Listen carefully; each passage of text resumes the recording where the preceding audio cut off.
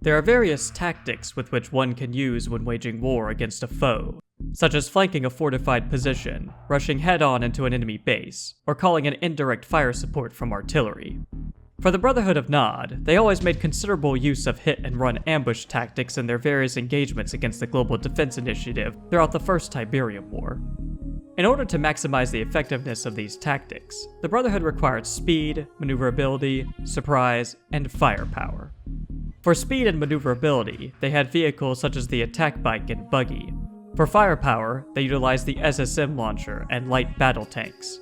As for surprise, that involved positioning one's forces correctly, and keeping them hidden using various means of camouflage, as well as having the patience to hold one's fire in order to strike at the appropriate time. But what if you could have all the elements of such tactics in a single tank, or soldier, or airplane?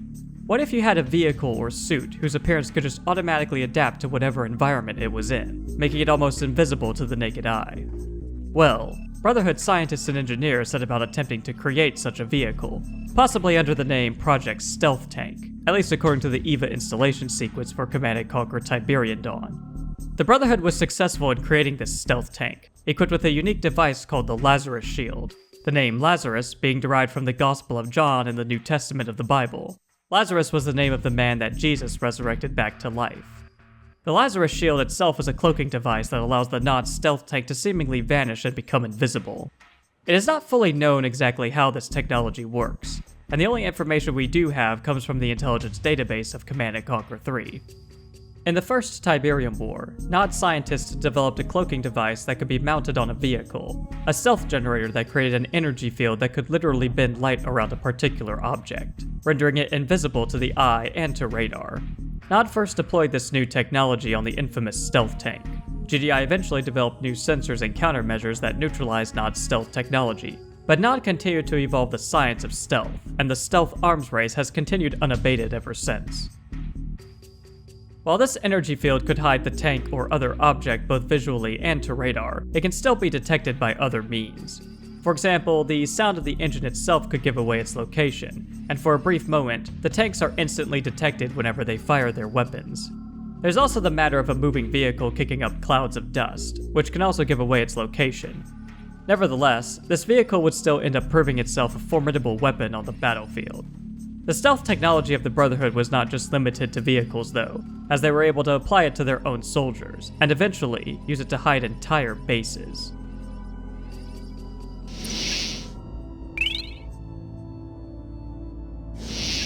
As previously mentioned, the stealth tank was the first of the Brotherhood's stealth weapon systems, one that was almost compromised by GDI, as the plans of the vehicle had been stolen, and a Nod commander was assigned to get them back. The actual name of the vehicle, according to Kane, was Ezekiel's Wheel. I hope I can trust you with this. GDI has stolen the plans and only prototype of our most valuable weapon. I call it Ezekiel's Wheel. Essentially, it's a stealth tank. Get it back.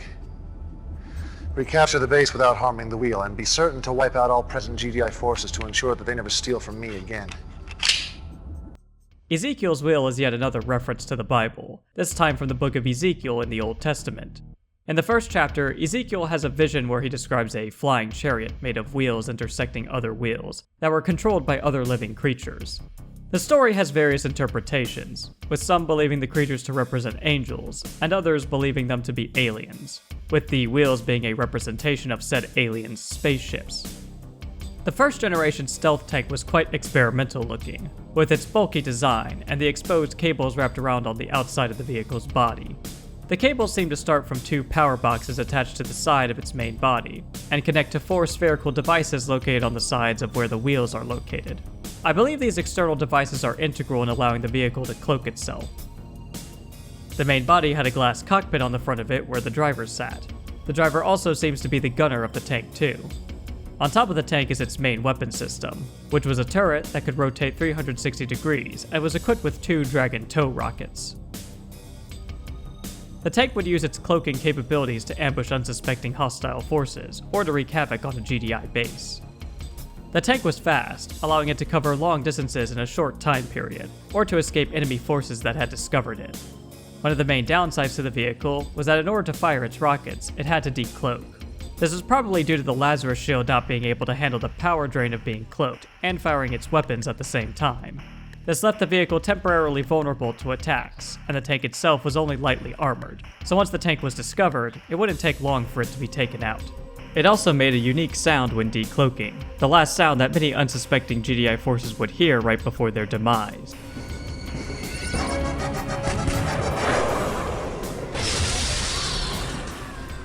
Some of GDI's towers were equipped with advanced sensors which would allow them to detect the vehicle if it got too close to them.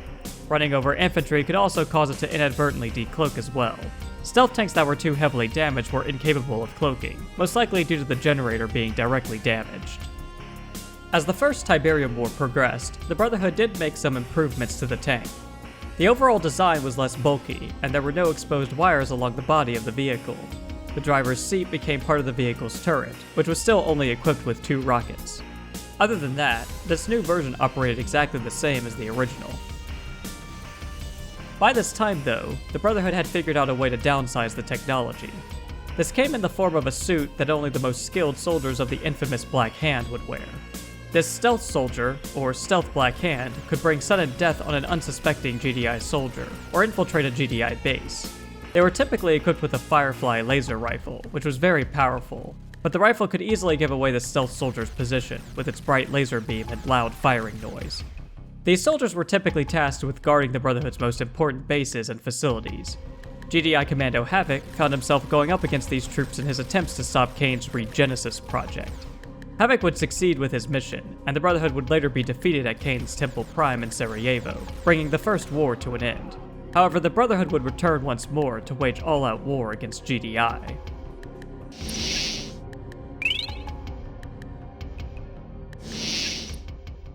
With the unifying of the Brotherhood and the re-emergence of Kane, the Second Tiberium War would commence in the year 2030. This war would see the Brotherhood again utilizing their stealth technology in order to aid them in their fight. The stealth tank would make a return, and be used in the same role that it was used during the First War. The design once again changed, with the tank having a slimmer body allowing it to maintain a lower profile to the ground, making it more difficult to detect by radar, and also more difficult to attack. This version, the second generation, shared more similarities to the first generation stealth tank, particularly in the 4 generator associated spheres being on the sides of the wheels, and the canopy where the driver sat being placed at the front of the main body. Instead of a turret, the tank had 4 rockets which it carried on top of the main body. This meant that the whole vehicle had to rotate if it wanted to fire in a particular direction. Like its predecessor, the Gen 2 was also lightly armored and could not fire its rockets while cloaked. This is according to the Manual of Tiberian Sun, which says, quote, "The newest in covert warfare, the stealth tank is a light battle tank that is able to cloak itself in order to remain undetected by enemies. The tank is unable to remain cloaked while firing due to the enormous power drain of the stealth generator." The tank still had to worry about infantry and base defenses detecting it, but it also had to worry about a new vehicle called the Mobile Sensor Array, which could not only detect stealth units, but underground units as well.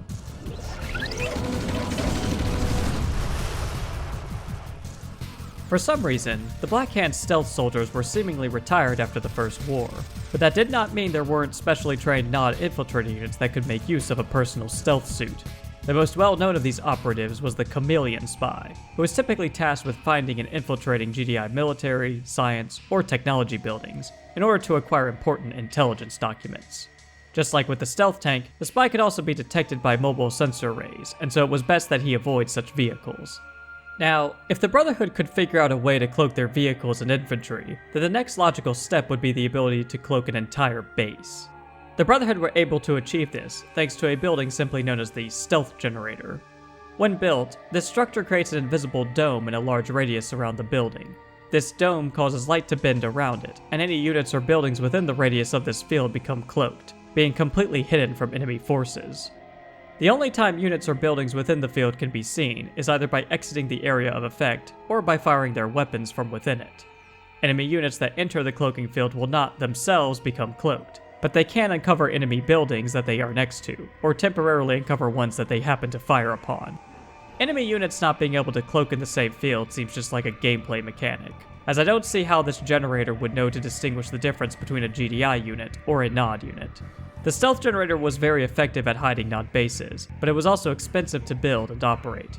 The generator required lots of power to function, so if the Nod base lost its power plants, the generator would be taken offline, revealing the entire base in the process. Heavy damage to the generator could also hamper its ability to cloak the base. GDI could also make use of mobile sensor arrays to detect units and buildings within the cloaking field. Cloaking a base is one thing, but what if you could cloak an entire army? A Nod commander could just create an army of stealth tanks, sure. But what if there was a vehicle that could not only cloak itself, but anything else around it? That's where the mobile stealth generator comes into the picture. Created by the Brotherhood during the events of the Firestorm Crisis, the Mobile Stealth Generator, or MSG, was basically just a regular stealth generator on wheels. This vehicle allowed the Brotherhood the ability to creep a small army toward an enemy base, thereby reducing the casualties that said Nod army may incur. It could also be used to help hide and relocate artillery vehicles, though any vehicle firing its weapon within the field would be temporarily spotted. The downside to the MSG was that the radius of its cloaking field was smaller compared to the stealth generator. The vehicle could only cloak units when it was fully deployed, which made it immobile. According to the Firestorm manual, this was because, quote, the movement seems to interfere with the stealth fields when used on such a large scale. Unlike the stealth tank, the MSG was completely unarmed and incapable of defending itself. The vehicles were integral in allowing the Brotherhood to steal one of GDI's EVA units after Cabal had rebelled against his former masters. Nod needed to draw the bulk of GDI's air forces out of their base, making it more vulnerable to infiltration. They did this by having their own ground forces attack local civilian towns, which would cause GDI to scramble its aircraft to the area, only to have them arrive and find nothing. The MSGs hiding the Nod troops and vehicles beneath their cloaking field.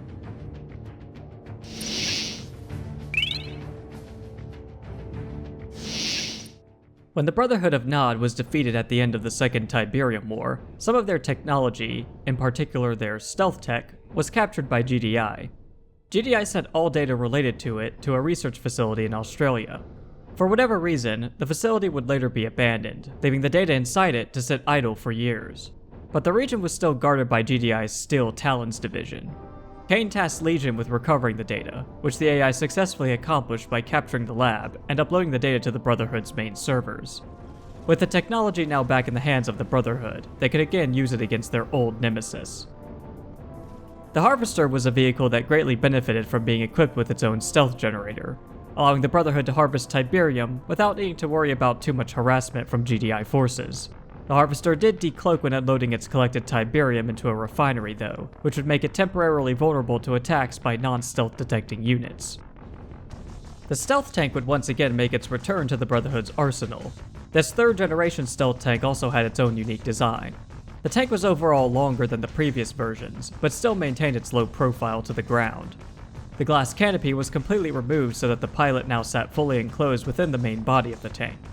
The tank featured two treads attached to arms, which themselves were connected to joints attached to each side of the main body. Two more pairs of treads were attached to the back of the vehicle. This concept image only shows 6 rockets attached to the top of the body, but the actual in-game version of it carries a total of 12 rockets, 6 in each launcher.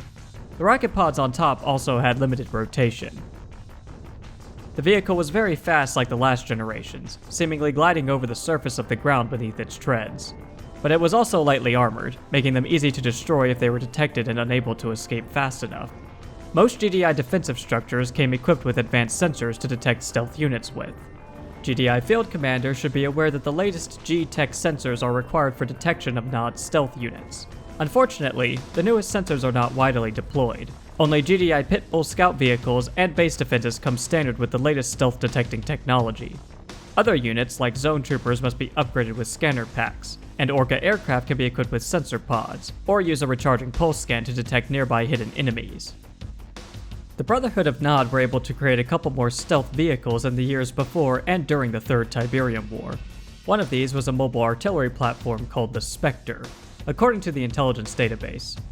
Developed during the post-Second Tiberium War period, Nod's Spectre stealth artillery tank was designed as the ultimate evolution of the artillery-based guerrilla warfare tactics first developed in Southeast Asia during the mid-20th century.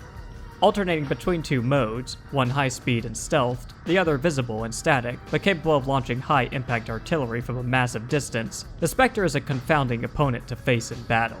Able to enter occupied territory undetected, deploy, take out key structures, and vanish before the enemy can hope to react, it is truly an insidious and dangerous opponent. This is even more the case when the unit is paired with the equally stealthy Nod Shadow Team, which has been equipped with targeting beacons, allowing the Spectre to launch bombardment attacks from an even greater distance. The Spectre was quite a uniquely designed vehicle, and only needed a crew of one to operate it.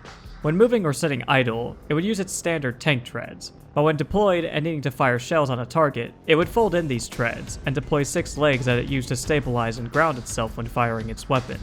The vehicle provided long-range artillery support when deployed, even more so with the help of Nod Shadow Teams. The successors of the original stealth soldiers of the Black Hand during the First Tiberium War, the Nod Shadow Teams can be seen as the primary infiltrator units for the Brotherhood during the Third War. Trained using many of the same techniques that were used to shape the ancient ninja, the Nod Shadows are elite special forces troops capable of infiltrating well behind enemy lines. Shadows employ stealth, carry rapid-fire weapons that are deadly against enemy infantry, and are equipped with collapsible powered hang gliders that give them the ability to fly. The most powerful weapon carried by a Shadow is a bomb incorporating a new type of explosive. Shadows can use these bombs to destroy enemy structures with a single blast. The chemical composition for the explosive was obtained by espionage, stolen right out of a GDI lab working on next-generation chemical explosives. Excerpt from an intercepted GDI intel flash report. GDI troops are coming up against their worst nightmare in the field, teams of stealthy, flying, high-tech ninjas that can destroy entire buildings. Commanders charged with defensive operations are advised to double up on stealth countermeasures and patrols. In more detail, the Shadow Teams were equipped with dual rapid-fire machine pistols which were effective at taking out enemy infantry, although a team could quickly become overwhelmed if they engaged one too many enemy squads.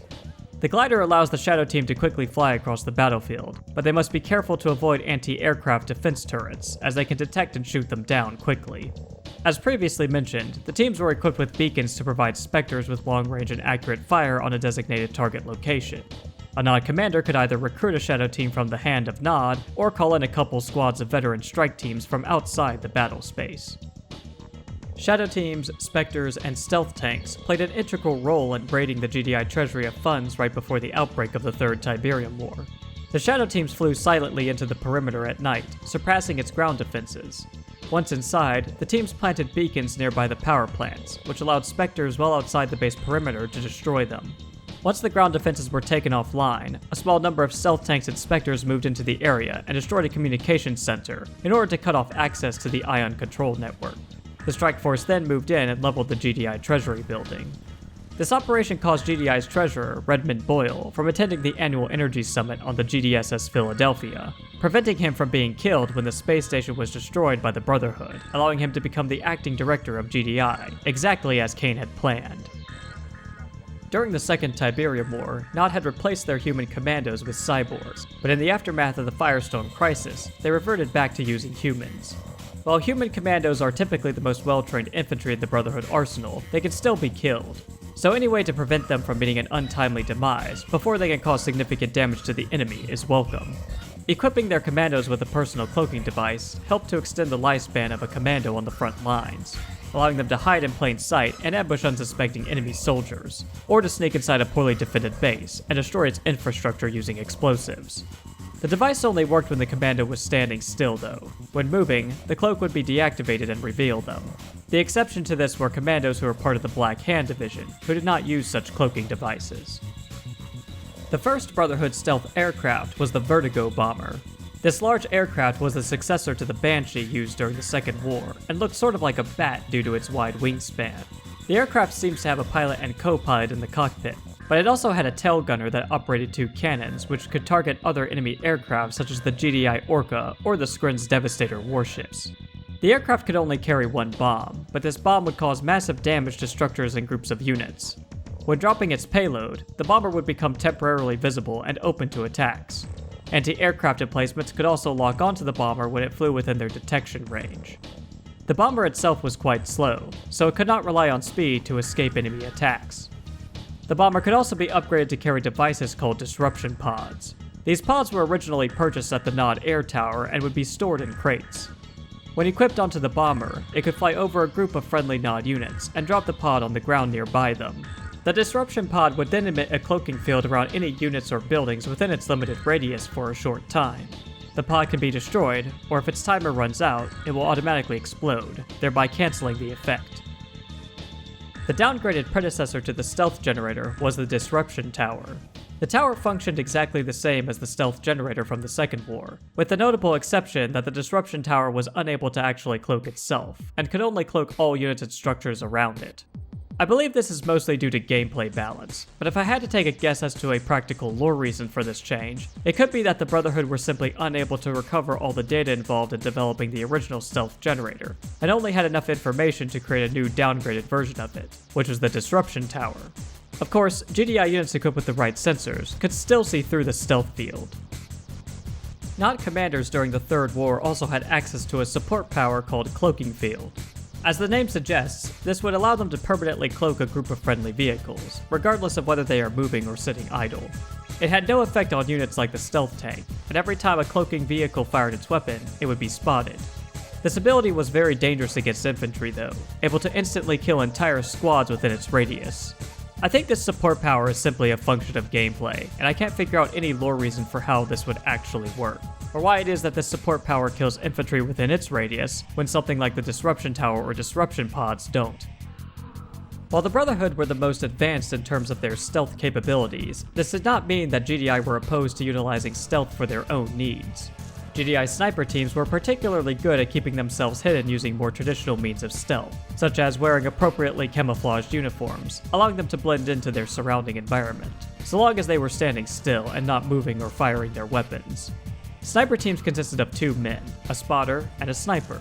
The spotter would locate and identify hostile targets, and the sniper would take them out using a modified railgun rifle. It's important to note that in-game, both the spotter and sniper can fire shots at targets, even though the spotter character model is only equipped with a standard GD2 rifle. Similar to the Nod Shadow teams, the sniper teams can call in long-range artillery support from Juggernaut Walkers. The Juggernauts will continuously bombard the targeted location within the sniper team's vision, and will continue the bombardment even after the designated target is destroyed. GDI commanders could request special veteran sniper teams from outside the battlefield called sharpshooter teams, who would arrive by way of V-35 AUX transports. With the invasion of the Skrin during the Third War, the Brotherhood realized that they were not the only ones to make use of advanced stealth technology. The Skrin assimilators, who were essentially the equivalent of GDI engineers or Nod saboteurs, were able to cloak themselves in a similar manner to Nod commandos. This ability allowed the assimilator to remain hidden when standing still. Only when moving or in the process of capturing a neutral structure, repairing a Skrin building, or acquiring the husk of a large vehicle, such as the Skrin tripod, would the assimilator be revealed. It is unknown whether this alien creature actually makes use of a device in order to cloak itself, or if it's more related to cephalopods, and that it can quickly change the color and texture of its skin in order to blend into the surrounding environment. Regardless, one can be sure that if the Brotherhood had the opportunity to capture such a creature, they would certainly try to figure out how its personal cloaking field works, in order to use that information and apply it to their own stealth tech. Perhaps more answers will be revealed within the databanks of Threshold Tower 19, the one that Kane and his Brotherhood captured at the end of the Third Tiberium War. With the Brotherhood of Nod being a shadow of its former self, the ability to hide and remain unseen becomes more important now than ever before, and continued advancements in stealth technology could play a key role in allowing the Brotherhood to survive into the future.